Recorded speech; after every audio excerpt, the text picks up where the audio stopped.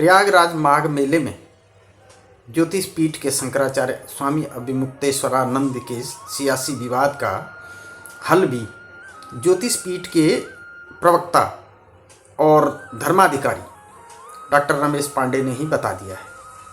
और ये जो हल है इस सियासी समस्या का वो बहुत सरल और एक सकारात्मक पहल कही जा सकती है। भारत के चारों दिशाओं में 4 मठ हैं। पहला है ज्योतिर्मठ, फिर शारदा मठ, फिर गोवर्धन मठ और फिर श्रृंगेरी मठ। ज्योतिर्मठ इन सब में प्रमुख और देवभूमि उत्तराखंड में स्थित है। यहीं के शंकराचार्य हैं वर्तमान में स्वामी अभिमुक्तेश्वरानंद जी। स्वामी जी को प्रशासन ने सुरक्षा कारणों से और भगदड़ को दृष्टिगत रखते हुए पालकी से उतरकर पैदल ही 50 मीटर चल के स्नान करने का अनुरोध किया। इस पर शंकराचार्य जी भड़क गए और अब वो भूख हड़ताल पर हैं। प्रस्तुत है ज्योतिर्मठ के धर्माधिकारी डॉक्टर रमेश पांडे से इस समस्या के समाधान के लिए बातचीत के कुछ अंश। डॉक्टर रमेश पांडे जी, आप तो ज्योतिष पीठ के धर्माधिकारी हैं, तो जो इस समय माघ मेले में शंकराचार्य स्वामी अभिमुक्तेश्वरानंद जी के साथ वहाँ पे घटनाक्रम हुआ और अब वे धरने पर हैं, तो मतलब इस विवाद को किस तरह से आप देख रहे हैं? शंकरम शंकराचार्यम यानी कि आदिगुरु शंकराचार्य जी की जो परंपरा है वो 2500 वर्षों से चली आ रही है। और ऐसा शंकराचार्य परंपरा में कहा जाता है कि शंकरम शंकराचार्यम, जो शंकर है वही शंकराचार्य हैं और जो भी उस पीठ पे बैठेगा वही शंकर स्वरूप शंकराचार्य मान्य होंगे।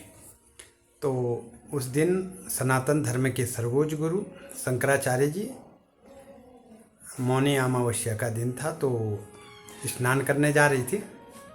तो जब वो स्नान करने जा रही थी तो उनकी पालकी पे प्रशासन ने कहा कि पालकी से आप नहीं जा सकते, लेकिन शंकराचार्य जी ने कहा कि जहाँ तक प्रशासन की गाड़ियाँ हैं, आपकी वीआईपीओं की गाड़ी हैं, वहाँ तक पालकी जा सकती है, क्योंकि पालकी में ही क्यों जाना था। वैसे तो शंकराचार्य जी ने गो प्रतिष्ठा आंदोलन में कहीं 100 किलोमीटर पैदल चले, उनके पाँव पे छाले पड़ी, तो 50 मीटर जाना उनके लिए सहज था। लेकिन प्रयागराज में क्या होता है कि झुंड के झुंड लोग आते हैं और लोग, एक गांव का एक झुंड होता है जैसे, तो शंकराचार्य जी के पाँव छूने आते हैं। तो शंकराचार्य जी ने पालकी में बैठना इसलिए उचित सोचा कि सभी को आशीर्वाद देते हुए वो आगे निकले।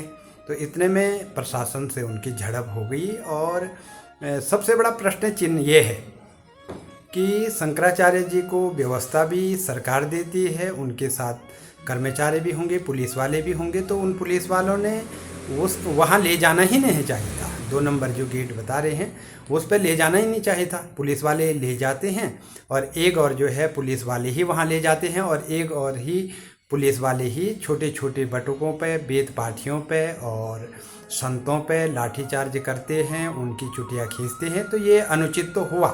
लेकिन पहले तो जो हमारे बटुक हैं उन्होंने ही पुलिस वालों के बैच वैच खींचे, ये भी देखा जा रहा वीडियो में। देखिए, ऐसा है कि जब कुछों को मारा गया तो कुछ बजने के चक्कर में बैच बूझ जो है कि जो भी हुआ होगा, ये हमारे संज्ञान में वीडियो नहीं है, लेकिन वो तो वीडियो है, सार्वजनिक है सब जगह। जी, तो छीना झपटी में हुआ होगा। जब 2 पक्षों में कुछ झड़प होती है तो होता है। लेकिन पुलिस प्रशासन, मेरा प्रश्न ये है कि पुलिस प्रशासन ले क्यों गई वहाँ? क्योंकि शंकराचार्य को पुलिस तो उत्तर प्रदेश सरकार ने ही दे रखी है। वो पुलिस वाले वहाँ ले क्यों गए? और अगर झड़प हुई है तो वो तो शंकराचार्य जी भी कह रहे हैं कि हम गंगा स्नान करवा दीजिएगा, हम चले जाते हैं।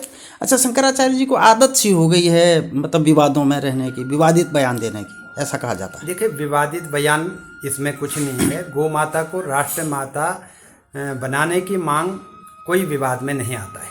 लेकिन उनको गौ माता सिर्फ बिहार में और यूपी में बनानी है, जहाँ तमिलनाडु और केरल और कर्नाटक में नहीं बनानी है, जहाँ विपक्षियों की सरकार है। केवल बीजेपी शासित राज्यों में बनानी है उसको गौ माता, राष्ट्रीय माता। देखो, ऐसा है कि पूज्य शंकराचार्य जी ने गो प्रतिष्ठा यात्रा निकाली थी और उसमें जो है कि वो तो 29 राज्यों में गए थे। 29 राज्यों में उनने प्रचार प्रसार किया और 29 राज्यों में जो है कि गए, उनने अपनी बात रखी। उनने जो है बीजेपी कार्यालय से लेकर के कांग्रेस के कार्यालय तक गए और उन्होंने कहा कि गौ माता को समर्थन दें, गौ माता को राष्ट्रमाता बनाएं। तो गौ माता को राष्ट्रमाता बनाने की मांग कोई अनुचित नहीं है, ना ही जो है कि ये विरोध की श्रेणी में है। क्या ये सनातन देश है और सनातन की सरकार है यहाँ पे, और सनातन वासियों की सरकार, और वहाँ गो हत्या हो रही है, गोवध हो रहा है, तो गौ माता की मांग उठाना कोई अनुचित नहीं प्रतीत होता है। तो ये तो पूरे देश में होना चाहिए ना, गाय को बंद, मतलब गाय काटनी जो है बंद, गोवा में हो चाहे त्रिपुरा में हो, असम में हो। तो ये भारतीय जनता पार्टी भी मतलब उन राज्यों में नहीं उठाती इस तरह। देखिए ऐसा है कि वो पूरे देश में 4 मठ हैं और 4 ही वेद हैं और 4 ही शंकराचार्य हैं, तो उत्तर भारत के शंकराचार्य हैं। और ऐसा जो है कि रिपोर्ट में पाया गया है कि उत्तर प्रदेश सरकार के शासनकाल में सबसे ज़्यादा गोवध हो रहा है। यहाँ से जो है कि गाय का व्यापार किया जा रहा है।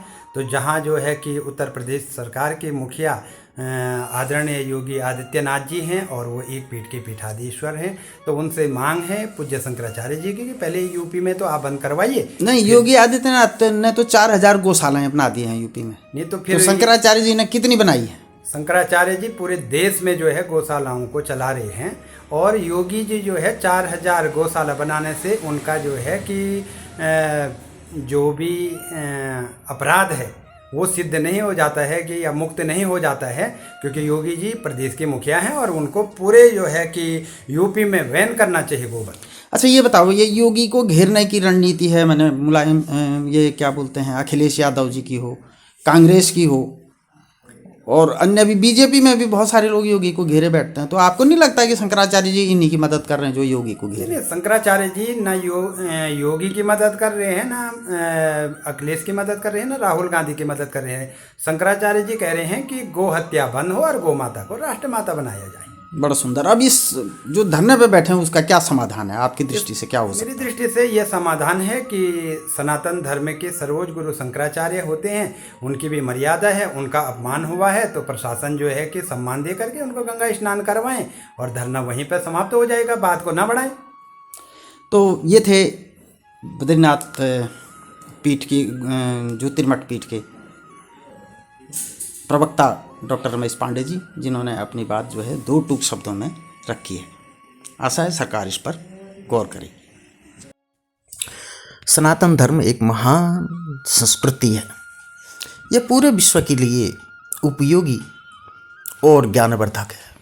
सनातन धर्म पूरे विश्व के गुरु हैं। सनातन धर्म को सामान्य समझने की भूल किसी को भी नहीं करना चाहिए। सनातन धर्मावलंबियों ने ही अपने धार्मिक स्थल फिर से प्राप्त करने का गौरव प्राप्त किया है, इसलिए सनातन अपरंपार है। संसार की जितनी बड़ी बड़ी लड़ाइयाँ हुई हैं उनका हल भी बातचीत से ही निकाला गया है। उत्तर प्रदेश में जो प्रयागराज माघ मेला प्रशासन की चूक और शंकराचार्य स्वामी अभिमुक्तेश्वरानंद जी की जिद, इन दोनों का हल भी आपस की बातचीत से निकाला जा सकता है। स्वामी जी को जितनी जल्दी प्रशासन वहाँ स्नान ध्यान करा के वहाँ से विदा करे, उतना ही सरल इसका समाधान होगा।